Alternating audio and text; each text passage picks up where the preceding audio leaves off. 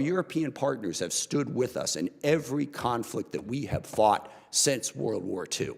After 9/11, they stood with us. I have worked very closely with our Special Operations Command, with everyone who's been fighting against al-Qaeda and ISIS and all of those terrorist groups.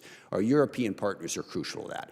Meanwhile, Russia is partnering with Iran, they're partnering with North Korea, they're partnering with China. When I hear people in the administration say, we got to pivot away from Europe because of the Middle East, Asia, that's what's important. Russia is in the middle of that, and this administration does not show that they understand this in the slightest. We need to stand up for our European partners. Now, yes, there are clear things. The dollars matter. It is good that Europe is stepping up. But they stepped up on Ukraine.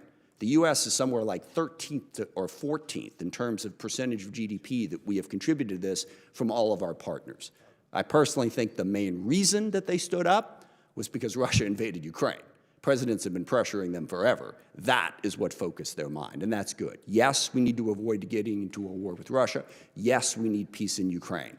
But you do not get there by belittling President Zelensky, by attacking Ukraine, by undermining support for Ukraine, and praising Vladimir Putin in Russia.